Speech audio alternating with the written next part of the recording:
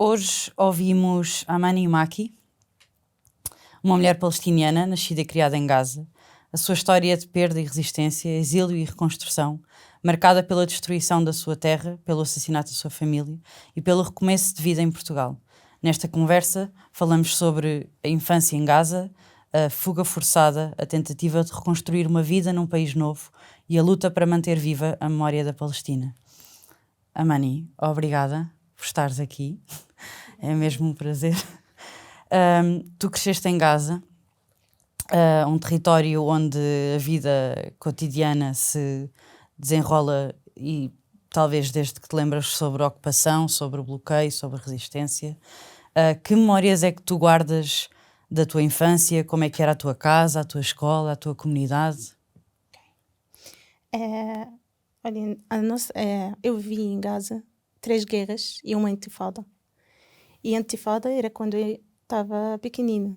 Durante a intifada tenho muitas memórias. Lembro-me que o meu pai e a minha Lembras-te mãe... dos anos? Em que anos é que foi cada Quando coisa? começou a intifada, lembro-me que estava com 8 anos ou 9. Acho que 8 anos. Estava no 2º ano. Começou a intifada e só lembro-me que começou a dizer na notícia que israelitas já entraram da Al-Aqsa Mesquita e começaram a fazer bombas dentro da Al-Aqsa e era o Sharon, e o presidente deles. Entrou também da Mesquita e os povos palestinianos, como não têm armas, começam a bater com pedras e os militares estão a matar as pessoas. E esse aqui lembrava só. Mas depois as coisas começaram a ficar mais complicadas. Os israelitas começam a entrar de faixa de Gaza, onde estou a viver, e fizeram muitas pausas dentro do faixa de Gaza. Eu vivia em Gaza, cidade, e os avós da minha mãe estavam a viver em Khan Yunis, é outra cidade. E para ir para visitar os meus avós, eu precisava o caminho só meia hora. Durante esse tempo, eu precisava de chegar da nossa casa para a casa dos avós. Demorava às vezes dias à espera. Por causa dos checkpoints ou por causa que eles Eles próprios fizeram montavam? pausas. Exato. Quando entraram, logo fizeram pausas. E para chegar lá, precisas várias pausas. Às vezes, eles decidiram assim subitamente que agora já vamos fechar tudo. E nós já estamos a caminho. Não podemos voltar a Gaza, nem podemos entrar ao Khan Yunis. Ficamos no meio, dentro do carro. E nesse tempo, eles deixam os cães militares, claro. E até hoje em dia, tenho trauma dos cães, não consigo ver o voz do cão. Quando eu começo a ouvir, sinto-me que vou desmaiar, não consigo. Nem a ver, às vezes quando vejo, fica tão lindo e não sei o quê, mas não consigo. Quando começo a fazer o voz dele, não fico... E tu lembras-te muito de, por exemplo, nessas viagens de ficares horas no carro com a tua família? Às vezes dias. Há uma vez chegou 2 semanas dentro desse autocarro. Durante o dia, precisas, por exemplo, ir à casa de banho. Não há. E as pessoas precisam a comer. 2 semanas.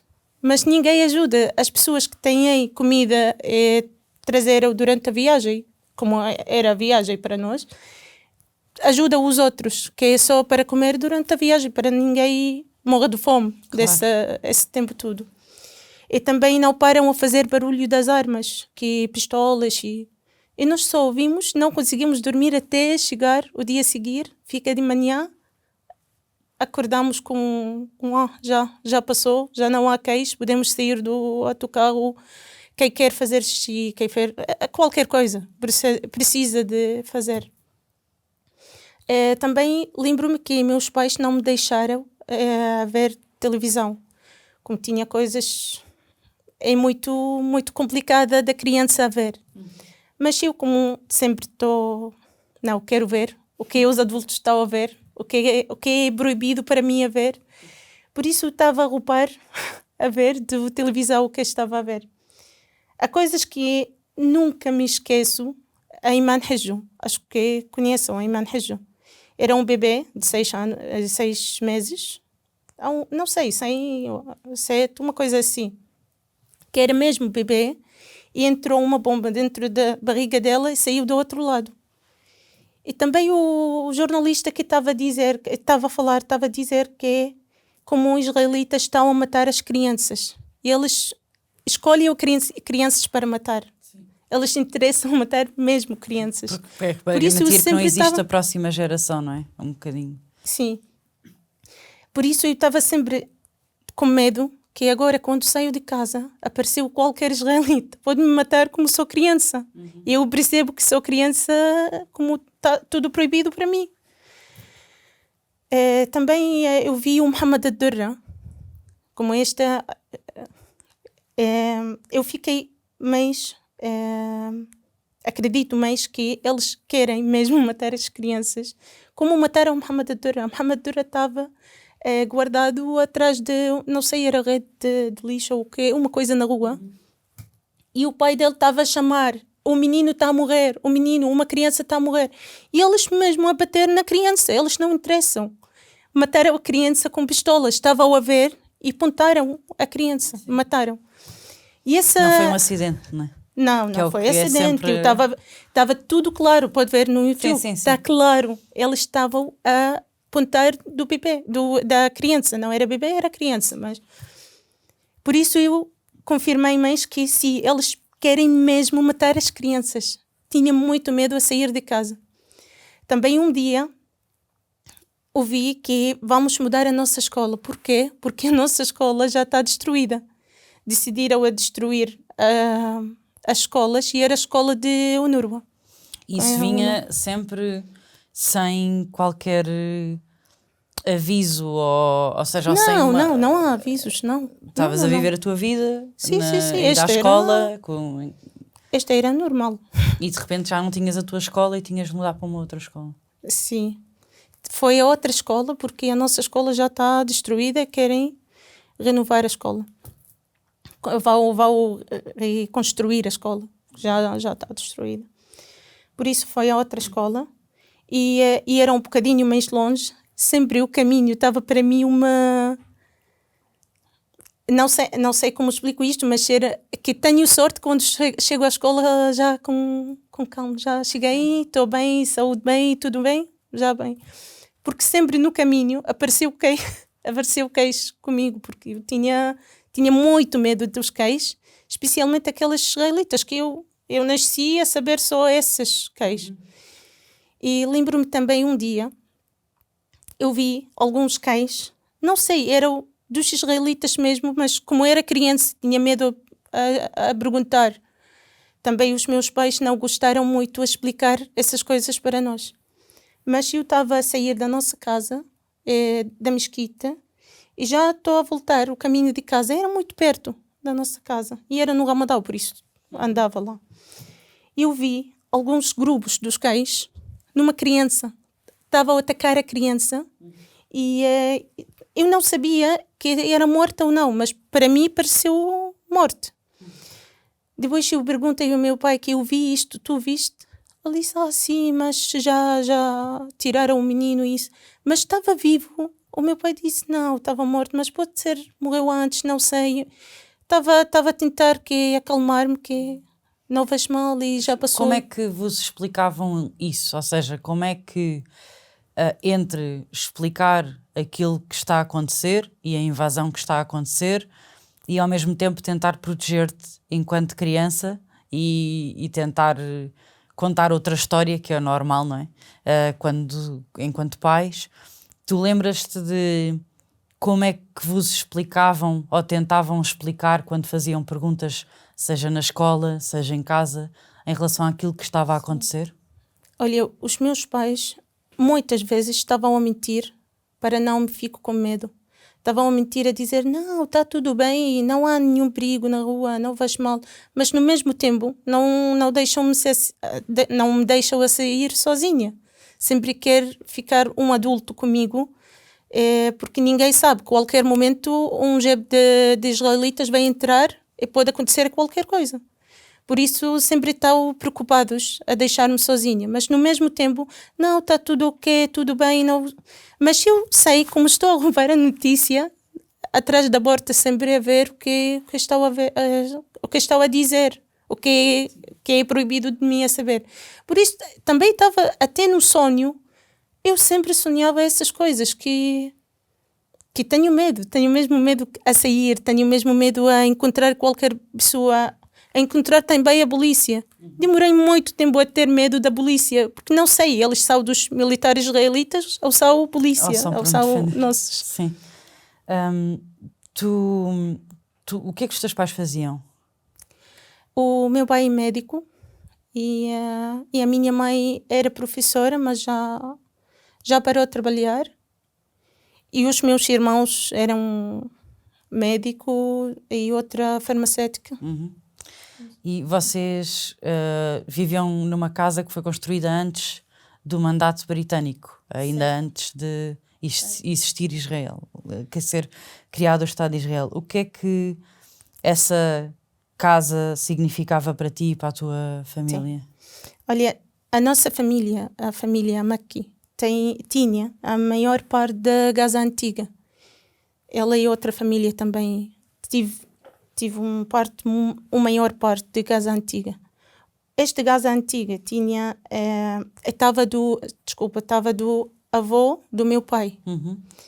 E em 1954 recebeu meu avô, como ele já morreu, ele já recebeu essa casa. Renovou a casa para conseguir construir mais andares com o tempo, com filhos dele, e queria casar nessa casa. Só renovou, mas a mãe dele, antes dele receber essa casa, a mãe dele plantou 2 árvores. Essas que ficaram até hoje em dia, mas já com esse genocídio já destruíram. Mas existiam até o ano passado? Sim, existiam. Até o ano passado, até o dia que aconteceu tudo. E era uma de figo e outra de manga. E essa manga maravilhosa. Até hoje em dia não vi a manga com este sabor. Não senti esse sabor com outra manga. E ela plantou isto quando também a minha avó recebeu a casa. Tinha terrinha, não terrinha? Sim, terrenos. Tinha terrinha à frente de casa. E ela plantou também mais uma árvore de manga. E essas que são mais antigas. E havia também várias diferentes. E também ao lado da nossa casa, e onde está a nossa casa era um sítio muito especial. Porque este lado, vejo a Gaza Antiga. Onde está a Mesquita Al-Emari, onde está o Hospital Al-Mamadani, Al-Ahli Al-Mamadani. Este hospital que destruíram no início da genocídio, sim. E também este hospital tinha apoio de grupo das igrejas. Era dos cristãos mesmo. E a minha irmã trabalhava lá também muito tempo. E também tinha a igreja mais antiga, que é mais 1000 anos, que era antes da Palestina ser ocupada. Tinha essa igreja. E destruíram tudo. Eles mesmo não igrejas? Sim, não deixaram nada. Eles não querem nada da história da Palestina ou de Gaza fica até hoje em dia. Querem destruir tudo. Independentemente da religião, independentemente de... Não interessa. Nenhuma mesquita na nossa zona até hoje em dia existe. Já destruíram tudo. E agora as pessoas estão a tentar reconstruir isso, mas... Tu estavas a tirar um mestrado quando foste forçada a sair. Israel deu-te 24 horas para saíres. E como é que foi esse momento? Como é que se toma uma decisão dessas quando se tem apenas um dia para se deixar tudo para trás? Olha, este queria dizer que não é exatamente. É como? E eu quando já chegou outro governo, fizeram votos e já temos outro governo. Até hoje em dia até aquele dia eu não sabia nada sobre política. Para mim só interessa ir à escola, tudo. A minha vida normal, que estava com a... No segundo... Não, na escola secundária. Era em 2005, fizeram isso. Mas em 2007, eu estava no primeiro ano Eu estava com 16 anos. Nessa idade, quando já a Hamas já estava o governo que faz tudo, que lida a Gaza. O mundo todo decidiu que a Hamas é uma terrorista, é um grupo terrorista. Não sei porquê, eles decidiram isto, mas para nós estávamos a viver como qualquer governo diferente, não é nada. Mas o mundo decidiu isto e decidiram que vão fazer faixa de Gaza como uma prisão muito grande. Sim, uma das coisas só uma nota do que quando estás a dizer é que também uma noção importante que não passa às vezes para quem está deste lado, na Europa, etc., é que há muita ideia de que pronto, há a narrativa de que Israel tem de combater o Hamas, mas na verdade o Hamas só existe porque estava a existir já antes de existir o Hamas, a ocupação sionista. Portanto, pronto, é só para dizer isso, porque muitas vezes a história é contada ao contrário. Ou seja, este grupo existe lá, terrorista, e então nós temos de ir lá porque... Não, mas eles apareceram só como grupo de resistência, exatamente. Depois decidiram entrar do partido político. Sim.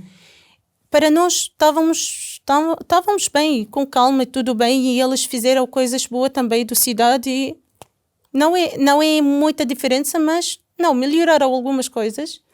Até o mundo decidiu que não, eles são terroristas. Por isso temos tudo a fazer essa faixa de casa como uma prisão muito grande. Sim. Assim, ficou muito tempo. Quando eu queria, eu já acabei estudo, já acabei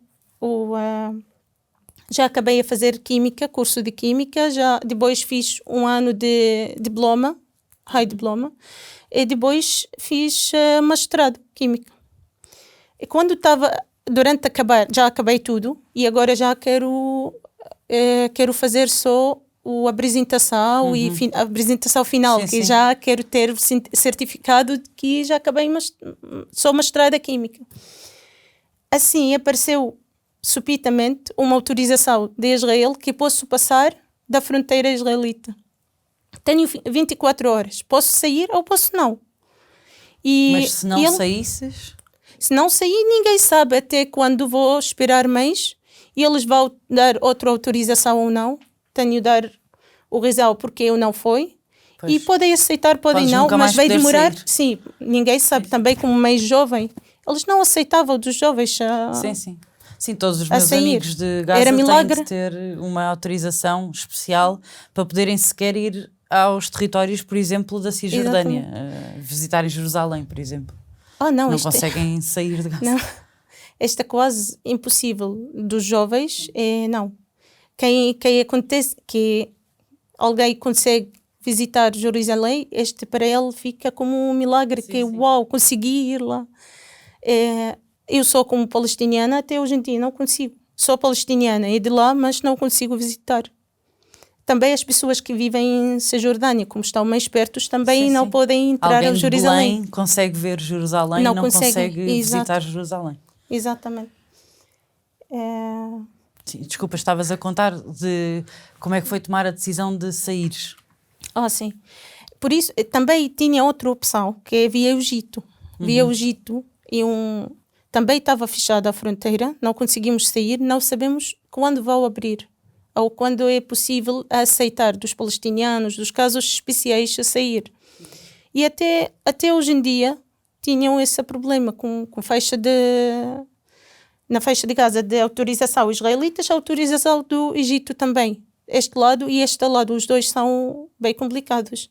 Até meu pai, quando visitou-me na Turquia, fomos à Turquia, e quando estava a voltar, ficou quase 3 dias só na fronteira, à espera. a fazer pausas em cada zona para conseguir entrar de Gaza, porque as pessoas no Egito querem confirmar 100% ou mais do que 100% que não tem nada quando entram de lá.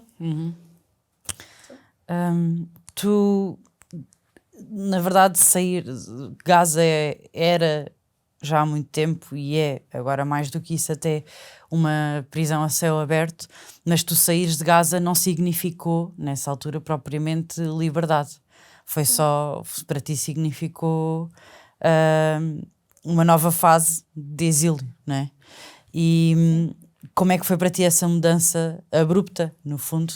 Olha, no início eu estava muito feliz que finalmente vou sair de faixa de Gaza, vou ver o outro mundo que está a fazer fora, porque nunca saímos. O meu pai também... Mas também nunca a pensar que não irias voltar.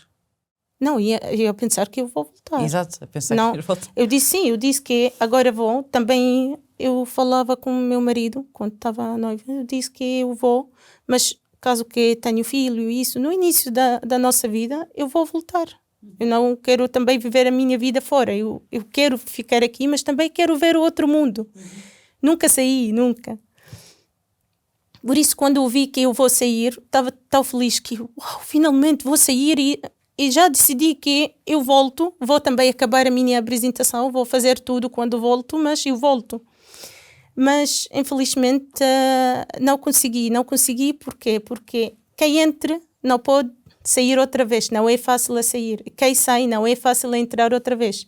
E conhecemos outros amigos nossos, entraram para visitar as famílias e não conseguiram sair, perderam o trabalho, alguns perderam a residência que tinham.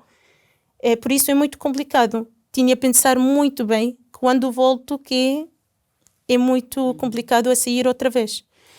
E há muitos palestinianos que é impossível para eles sair de Gaza porque têm medo a não voltar. Exato. E não conheço nenhuma pessoa de Gaza que o coração dele não é colado nesse sítio. Sim, é uma decisão demasiado brusca, não é? Acho que não nos cabe na cabeça ter de decidir isso assim. Nós vivemos com uma facilidade tão grande de entrar e sair de Portugal, por exemplo, não nos cabe na cabeça a ideia de que, bem, pronto, tens de decidir, sair, mas olha, hoje em é uma dia decisão em que até ficamos com saudades do cheiro do ar da Palestina. Era bem diferente. Hoje em dia, não sei, acho que tudo de fogo. O cheiro de fogo ainda não destruí, mas até hoje em dia o meu sonho a voltar de lá só queria cheirar o ar dele, queria ver o mar, o nosso mar, queria ver tantas coisas que eu adoro. Eu sei, hoje em dia, quando eu queria voltar, se for possível e volto um dia, não vai ser a mesma coisa. Porquê? Porque a minha casa já destruí. A minha família já não existe. Nem a minha família, nem o meu tio também. Também morreu nessa guerra. Também não tenho rua. A rua toda destruída. Não há nada que parecer que essa é a nossa rua. As pessoas estavam a ver quantos metros daqui até aqui, essa casa de não sei quem é. Sim, para perceber. Que estava ali. Exatamente. Também a rua não está. As escolas, não tenho escolas. Todas as escolas minhas já estão destruídas. A universidade também. Destruíram tudo. Não há nada no nosso... na nossa universidade ainda existe. Tudo já está destruído. Por isso, quando vou...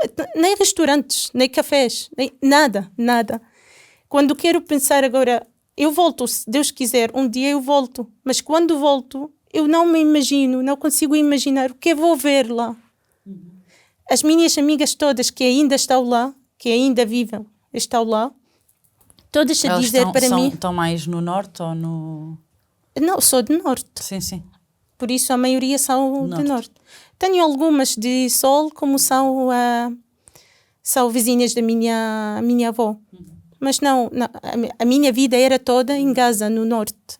Exatamente. Não sei, quando volto o que vou ver. E eles todos explicam para mim que Gaza já mudou. Não vais conhecer nada. Nem hospitais, nem nada. Sim, eu pronto, tenho vários amigos do Norte que foram deslocados para o Sul agora durante este último ano e que tiveram o tempo todo a querer voltar para o Norte, e agora que voltaram para o Norte é isso, estão a tentar perceber onde é que estava o quê, o que é que havia ali, não é? O que é que era as referências que tinham de antes. Sim, mas a maioria das minhas amigas também já foram mortas. Agora, tenho poucas que ainda vivem e também bem poucas que saíram de norte para sul. A maioria ficaram no sul, no sul, e a maioria ficaram no norte. E quem fugiu do norte para o sul tentou voltar, mas não conseguiu. Os meus pais também foram para lá, mas quando encontrou a mesma situação, eles estão a viver a mesma coisa, mas longe da casa deles, voltaram outra vez. Aonde estavam também, antes de morrer, onde estavam, aconteceu uma bomba muito perto de casa, até todos ficaram pretos de fogo. Fugiram outra vez, quando aconteceu essa bomba grande, fugiram para a nossa casa outra vez, voltaram de Gaza, do norte, do norte, sim. Só uma coisa, se em algum momento quiseres fazer uma pausa, beber água ou dar um abraço, estás à vontade. Pronto, sei que é pesado e por isso obrigada por falares-me sobre isso, mas tu em novembro, durante este genocídio, sim. Tu perdeste a tua mãe, o teu pai, a tua irmã e o teu irmão num ataque israelita. Eram todos profissionais de saúde? Todos trabalhavam? Sim. Ou tens menos a minha mãe, sim. Tens muito... Mas a nível de família, é uma família de profissionais de saúde. Sim. E estavam, no fundo, a ajudar a comunidade e também, por isso, eram mais target do que outras pessoas, não é? Como é que tu tens estado a lidar com... Eu posso explicar. Claro. Explicar desde o início desse genocídio, quando aconteceu no dia 7 de outubro. E quando decidiu a resistência, decidiram que vão responder às ataques de Israel que está a acontecer em Jerusalém, em Cisjordânia, também o que estão a fazer na faixa de Gaza. Decidiram que vão fazer uma resistência. Esse tempo, e nós todos em Gaza percebemos que vai acontecer outra guerra, mas nunca imaginei como vem. Este não é uma guerra normal, não é como Sim, o que eu vivi, não era guerra, não é como todos que eu vivi. Por isso eu fiquei sempre no televisão assim, estou muito atenta do televisão, não consigo sair dessa área. Também estava muito tinha muito preocupações, sim, como a minha família toda está lá. Meus pais, meus irmãos, também tenho a minha irmã, vivia na Turquia. Foi para visitar os meus pais, chegou antes de 2 dias. Ela chegou na quinta-feira e aconteceu a guerra no sábado. E ela tinha 2 filhos. Um filho dela estava ainda com 10 meses e outra filha estava com 3 anos. Saiu sozinha para visitar a minha família. Não sabia que pode acontecer qualquer coisa. E ela disse que sim, eu vou só alguns dias, não sei o quê, volto e já está fácil, agora melhor. E ficou lá. Quando aconteceu a guerra, eu só pensava e agora a minha família, como vai viver, o que vai acontecer agora. E subitamente Israel tirou o red de faixa de Gaza toda e eu não consegui falar com ninguém deles. E antes de acontecer isto, a minha irmã estava sempre a chorar, estava a explicar que a mãe estamos a morrer. E eu acho que esta final da vida primeira, eu acho que vai começar a outra vida, que nós acreditamos, como somos muçulmanos, não sei os outros religiões, mas nós acreditamos que temos 2 vidas e todos na vida primeira vão acabar subitamente e depois vai começar a outra vida. E ela pensava que a vida primeira vai acabar de certeza. Ela disse, tu não imaginas. Eu disse que sim, eu imagino, eu percebo, eu vivi muitas guerras também convosco, eu vivi muitas. Até 2014 eu estava lá, ainda estava lá na faixa de Gaza. E ela disse, mas não, este tipo totalmente diferente. E estes todos com o cinto das pombas, e esta não para. Esta começou na guerra 2014, mas parou. Fizeram pausa e já parou. Começaram essa guerra assim. E eles só estavam, a casa estava assim, estava a dançar vez em quando. Por isso ela disse-me que não, essa é totalmente diferente. Até ficou 5 dias, eu não consegui falar com ninguém, não consegui ver ninguém. Eu deixo o meu filho na escola, recebo da escola só, come rápido e vá, dorme. Não conseguia nem dormir à noite, eu conseguia. Eu estava acorda 24 horas em 24 horas. E quando sinto na sofá, às vezes faço assim, que vou... Depois, não consigo, que quero fica Sim, todas as assim, noites Não dormi nenhuma noite, até chegou o dia 4 de novembro. Dia 4 de novembro era o aniversário do meu filho. Eu sinto-me mais má. Também falava com a minha irmã de manhã. Ela era noiva. E o noivo delas vivia na Alemanha. E ela estava à espera de viajar para a Alemanha. E ela tinha entrevista com a embaixada da Alemanha no dia 10 de outubro. Começou a guerra dia 7. Por isso ela não conseguiu também fazer entrevista para ter a visa. Quando falei com a minha irmã, ela disse-me que... Eu disse dela que para comer, porque eu vi a batata frita. Eu vi que ela estava a comer a batata frita. Eu disse, não, vais ter peso assim, para, és noiva. Ela parou assim, que, mãe, o que estás a falar? O que estás a dizer? Eu estou a morrer, nós estamos a morrer. Nós não temos nem comida em casa. Ela disse, só temos 2 sacos de batata frita. O meu irmão encontrou num supermercado. E não há mais nada no mercado. E ela disse, ficamos 2 semanas a comer esses sacos. 2 semanas, quem fica cheio de fome, com dor de barriga de fome, que não consegue, com um bocadinho só para parar o fome. E eram 4 em casa, dentro de casa. Ficaram 2 semanas em 2 saquetes de batata frita. E assim, claro, eu parei a falar, mas estava aqui... Ok, mas liga-me quando segues. Ela disse, sim, vou tentar. Quando para a rede, eles logo esperam até chegar o rede para me ligar, para dizer que estamos bem, ficas com calma. E eu esperava isto no dia 4 de novembro. Subitamente estávamos a falar, cortaram o rede. Quando estava a falar aconteceu tantas coisas que eu... também fiquei meio nervosa. A minha irmã estava a chorar. Estava a chorar, mas numa maneira que nunca vi a minha irmã assim. Nem nas guerras antigas. Sempre estávamos juntas e todo calma um outro. E esse dia eu vi a minha irmã numa maneira totalmente diferente. E não parou a dizer, mãe, a vida está a acabar. A vida está a acabar e eu acredito isto. Subitamente estávamos a falar, a rede já cortou. Não há rede. Eu fiquei, não, ela não responde. Também o meu pai antes estava, no mesmo tempo, o meu pai estava a dizer, para, calma, não faz assim, não ficas com medo, estamos juntos. E ela não consegue, não acredita essas palavras, já sabemos, já estou a ver um morto agora. Também o meu irmão mais novo era dentista. E ele estava a dizer dela que para chorar. Quando morremos vamos de Paradise, que não vais mal, nós não fizemos nada mal, nós estamos na nossa casa, não vamos morrer, não vais mal, calma. E ela não conseguiu, como ela tinha muito medo, não conseguiu a parar. Depois eu ouvi na televisão que quem tem, esqueci o nome, esse solar. Painéis solares? Painéis solares, sim. Quem tem, já...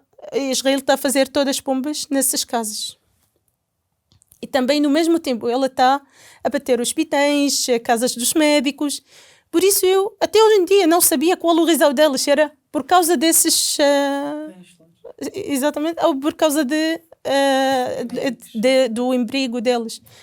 Mas subitamente eu não encontro ninguém a falar com ele. Comecei a fazer mensagem das minhas vizinhas que eu conheço, que são perto da nossa casa. Mas tudo não tem rede. Depois eu não consigo dormir, ainda não consigo. Foi a falar com o meu marido que estava a dormir. Comecei, Fadi, sinto-me que uma coisa mal está a acontecer com a minha família. Ele disse, para, Mani, todos os dias a mesma coisa, para. Eu disse, não, essa coisa é diferente. Eu falei com elas e ninguém me responder, também os vizinhos já receberam uma mensagem, já está azul, que vieram também, já chegou a vir, mas a minha família ninguém tem rede, até agora ninguém tem rede. Porquê? Porque todos os vizinhos já chegaram a mensagens e da minha família não chegou nada. Sim. Ele disse, Mani, para, este é aniversário do teu filho, tem de ser um dia feliz, tem de ser um dia bem diferente para ti, e não faz assim, o teu filho fica com medo. Eu disse, bem, vou tentar. Fiquei assim que não consigo, que queria falar com alguém só para dizer que estou bem, mas no mesmo tempo tenho meu filho aqui, que o seu aniversário, ele sonhava com o seu aniversário, que eu vou fazer, e estava a pôr o plano com amigos, o que vai fazer no seu aniversário. Por isso estava com muita confusão o que eu vou fazer. Subitamente o meu sogro ligou. O meu sogro não liga assim, está à noite, está à meia-noite, não é meia-noite, era às 5 da manhã. O meu sogro nunca ligou a essa hora. Quando ele ligou, eu percebi logo que aconteceu uma coisa mal. Ele respondeu assim, sim, filho, a tua esposa está ao teu lado? Comecei a chorar, logo eu quase percebi que, sério, estás a falar, sogro, estás a falar com a minha família, estás a falar sobre os meus pais, desculpa. Ele disse, não, espera, eu ouvi uma coisa, não tenho certeza, e começou a dizer assim, eu disse, logo, não, de certeza que são elas, de certeza, aconteceu uma coisa mal, mas alguém vive, alguém morto, encontra os corpos, se alguém morto, encontra os corpos, então... Não consegui pensar que esta é verdade, já aconteceu isto, eles morreram mesmo, ou alguém está ferido. E a minha irmã, antes de morrer, estava sempre a rezar a Deus, quando acontece qualquer coisa, eu morro, não fico com ferida, não quero ficar sem pé, sem perna, sem braço, sem... Por isso eu só pensava com eles vivem ou não. Para mim era o melhor ficar vivem. Como estão, mas ficam na minha vida, fica ao lado de mim. Eu fui à sala para ver a televisão, liguei a Al Jazeera, eu vi o nosso prédio escrito por baixo, que é a casa da família Mekki, perto de Burj Al Isra, que é um torre à frente da nossa casa. Disse, não há outra casa de nós, este só, a nossa casa que existe lá. No mesmo tempo eu encontrei a minha amiga, a Jordana, e uma amiga portuguesa minha. Encontrei, está a tocar a minha porta. E o meu marido estava a dizer ainda que não, pode ser alguém está ainda vivo. Eu vi como o incêndio estava gigante. De certeza, ninguém está vivo até hoje. Até este momento, não, ninguém pode ficar vivo. Eu vi esse incêndio e disse, mas ao mínimo alguém tem corpo. Também mandei do grupo dos meus sobrinhos com tios. Mandei mensagem do grupo a perguntar se alguém sabe qualquer coisa sobre a minha família. Eles disseram, não temos certeza, deixa-me esperar um bocadinho, estamos à espera notícia de Gaza. Entrou um primo meu, vivia lá, mandou-me mensagem que da fotografia, tinha 4 corpos. Não parece o corpo, mas está branco, está coberto com... Um lençol branco. Exatamente. Claro que quando vi isto, estava... Não sei como explico isto, mas não me sinto que conseguia... Nem conseguia chorar, nem conseguia... Sinto que queria desmaiar, que já... Não. Já chega. Chega, exatamente, chega. E quando encontrei a minha amiga, entrou e disse, não, ele tem certeza, de certeza, e ele já sabe, ele já está mal. Eu disse, não, pode ser alguém desses corpos que não é nossa, que alguém ainda viva, pode ser os dos vizinhos. O incêndio era gigante. Ainda estou a pensar que pode ser uma coisa errada. Encontrei outras pessoas que estão a entrar da nossa casa. Era a nossa embaixada antiga e a minha amiga Hamza. Estavam a entrar e não me acredito, não falam isto, por favor, não quero ouvir isto, não quero acreditar que eles já morreram, percebe?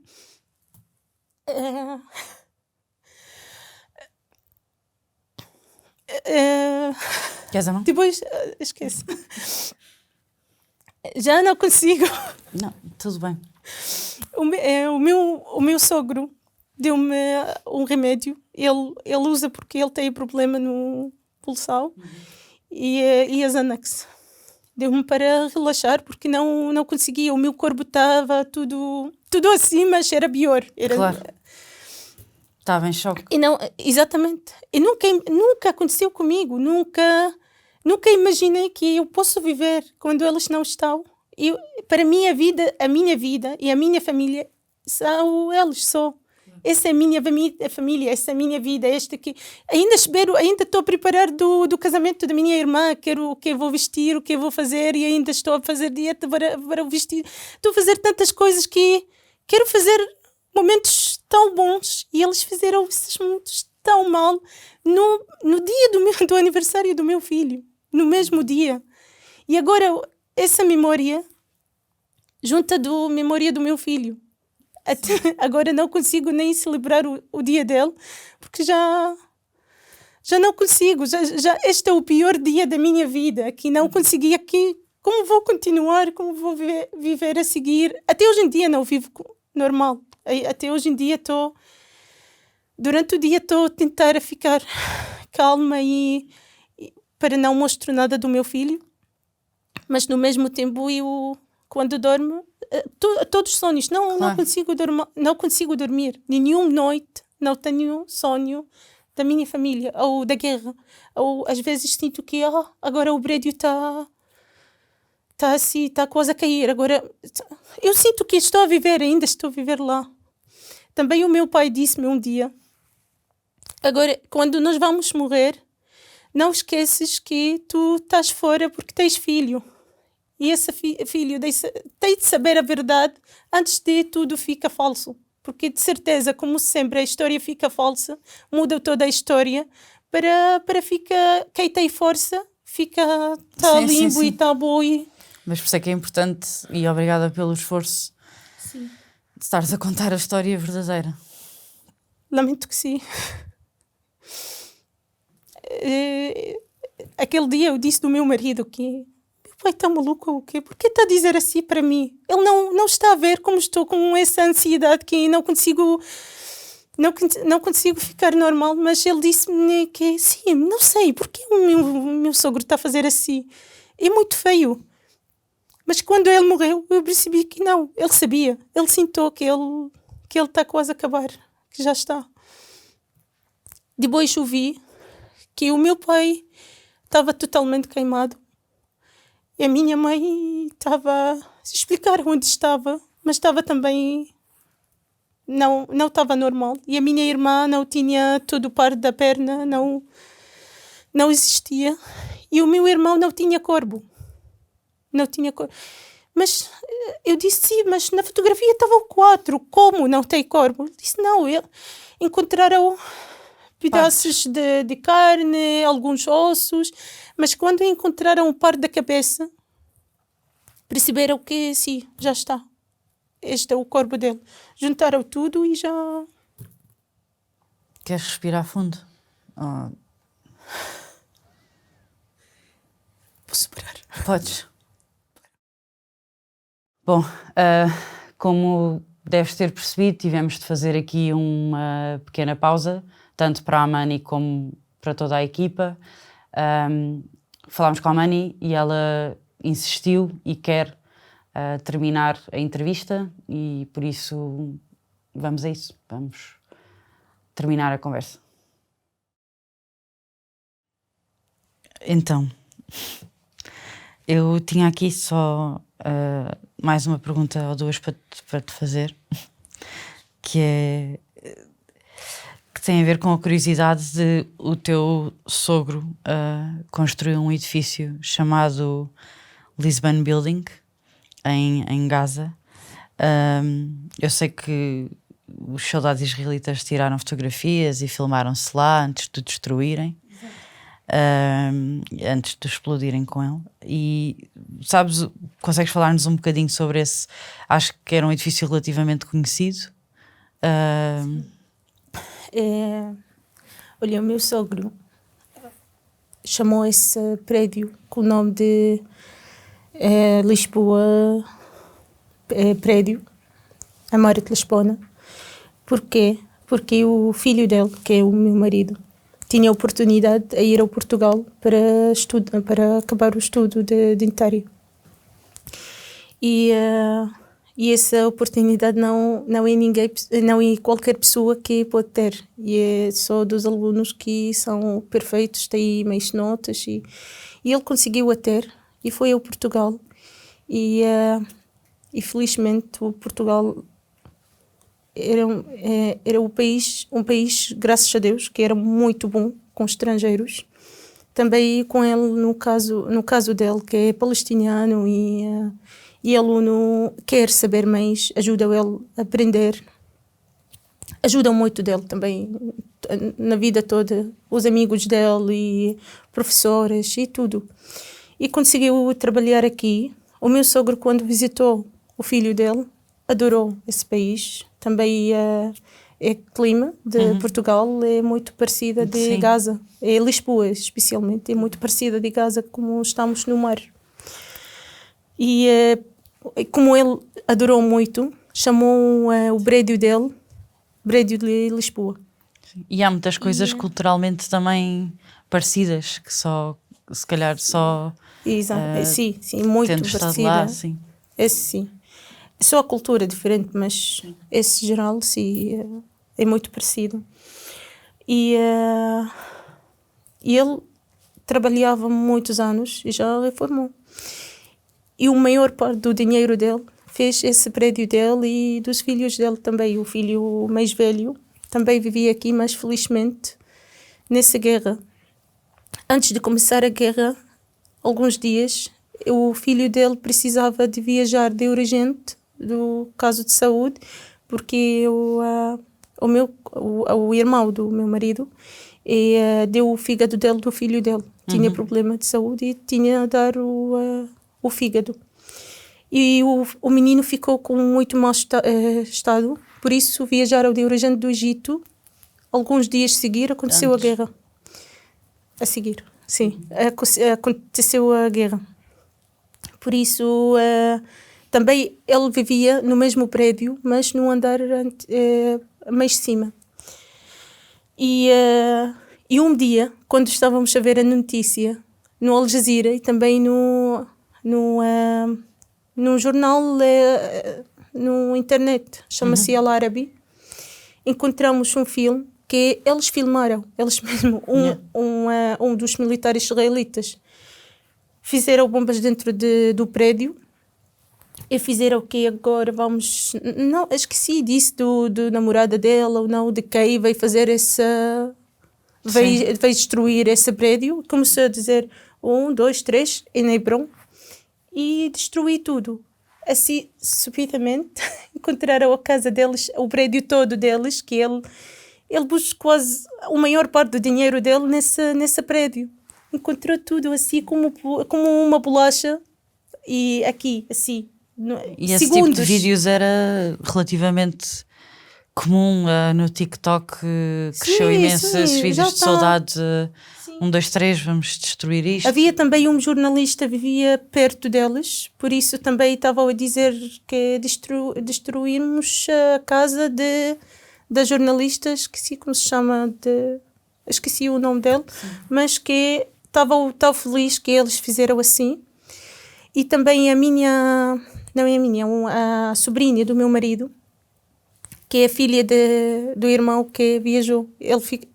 ele ficou fora com o filho e a mulher, o filho que estava doente, e ficaram 2 filhos dele dentro de Gaza sozinhos, com tios, mas não é com pais, ficaram com tios e estavam no norte, no norte, querem fugir para o sul, mas não encontram caminho. Quando conseguiram, fecharam a faixa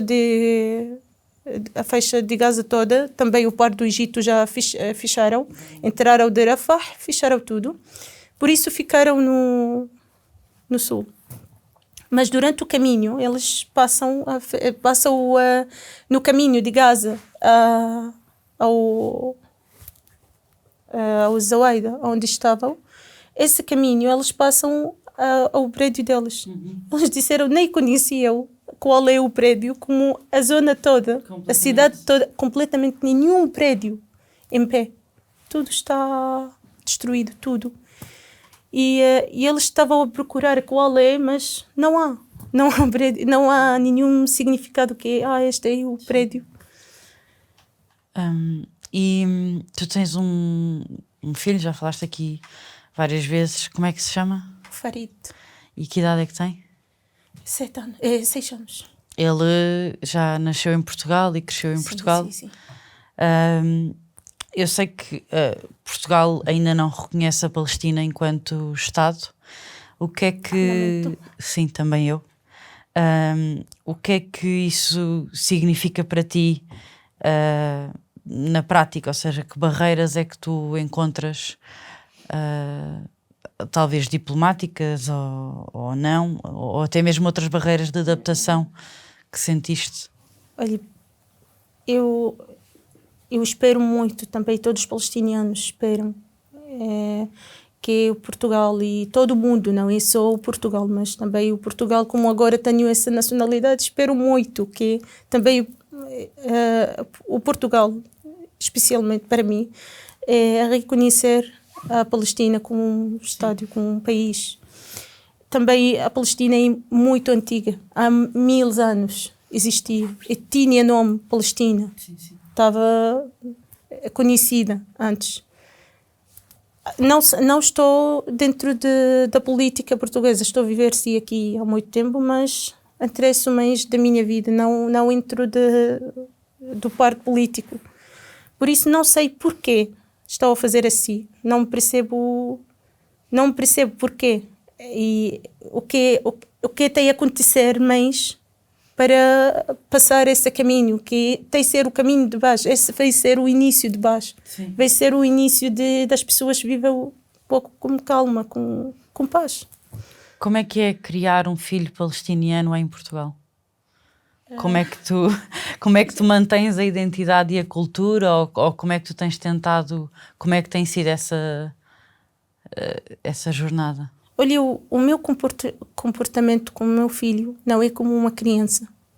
Eu compartilho com um adulto, com um crescido. E sempre explico porque somos diferentes, porque estamos a fazer assim, não faço assim, porque eu explico tudo como um porquê. E ele sempre tem muitas dúvidas, tem muitas questões. Sim, não é nada fácil, mas estou a tentar, porque no final ele tem a perceber que ele é palestiniano, que tem cultura diferente. Ele já percebe agora que ele é diferente. Às vezes sinto que, mas não quero assim, mas com o tempo ele passa. Sim, ele percebe. Coisas políticas, ou coisas que sobre o país como um país. Eu no início não queria dizer nada, mas um dia, era no infantil, foi a escola, no início da guerra, ainda antes do dia 4 de novembro. E antes, no início da guerra, um amigo da escola diz ao meu filho, és palestiniano, não é? Disse sim. Disse, mas o teu país tem guerra, tu sabes que há muita gente que está a morrer lá? Ele disse, não, o meu país está bom. Voltou a casa, disse-me que tem alguma coisa, tem conflito na Palestina. Eu disse, sim, mas quem disse? Disse, o meu amigo disse. E assim comecei a explicar o que está a acontecer na Palestina. assim tinha saber o que tem a responder, tinha saber o que está a acontecer.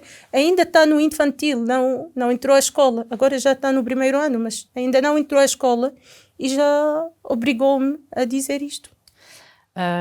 Nós, por acaso, na Human há um tempo fizemos uma comparação das headlines, dos títulos dos jornais, e para perceber como é que os jornais, os diferentes jornais, seja europeus, fora, etc. Qualquer, por exemplo, um jornal de Portugal, o Al Jazeera, jornal francês, etc. Como é que comunicavam aquilo que se estava a passar.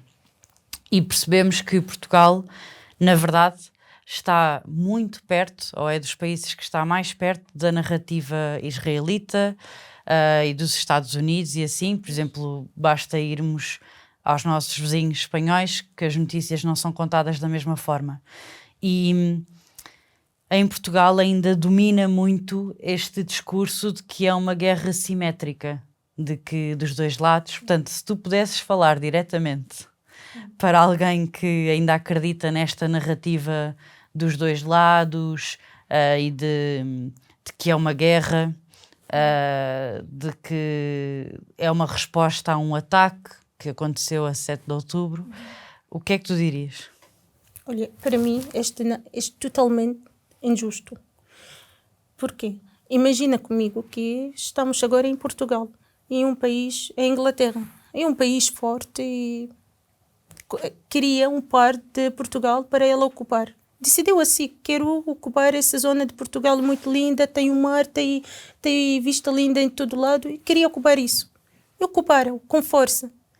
Com o tempo, o mundo já esqueceu o que aconteceu, e essas pessoas portuguesas e lucraram com isso. O mundo querem voltar à terra deles, querem voltar, tem lá a minha casa, tem lá a minha vida, a minha cultura. Não quero ir à Inglaterra, não quero ir à China, não, vou para onde? E no final veio outra pessoa de outro país, veio ficar assim, não, mas eles têm razão, porque eles não têm ter armas, eles não têm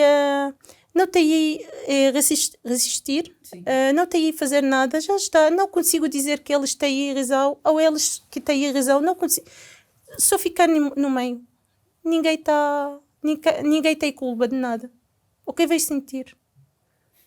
Percebe? Eu percebo. Exatamente.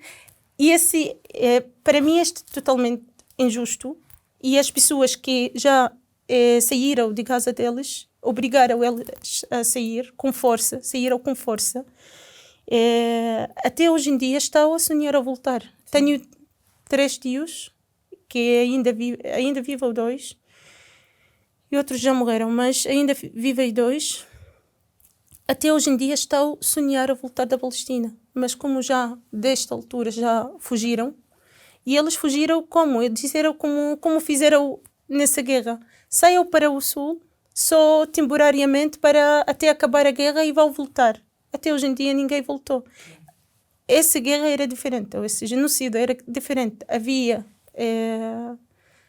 Havia outras razões dos israelitas a fazer pausa da guerra. Ou resistências obrigaram ele numa maneira a fazer pausa. Mas os antigos até hoje em dia não conseguem voltar. E o meu tio tem residência na Arábia Saudita, mas alguém da Arábia Saudita mesmo, tem a ajudar ele a fazer papéis sempre que ele tem bagar dele, e ele vai fazer papel para ele consegue ficar lá. Também para visitar o Egito, ele fica assim destruído, que alguns tempos no Egito, alguns tempos de Jordânia, alguns tempos fica na Arábia Saudita. Não tem país. Até hoje em dia espera voltar da Palestina, mas não conseguiu. E muita gente está iguais. Há muita gente que já morreram, e os filhos deles e os netos querem voltar, porque no final estão a viver numa cidade ou num país totalmente diferente. Totalmente. Gosto de ver países diferentes, pessoas diferentes, a cultura diferente, perceber, mas no final quero viver na minha vida, a minha altura, a minha... Sim, isso acho que é uma sensação com que qualquer pessoa...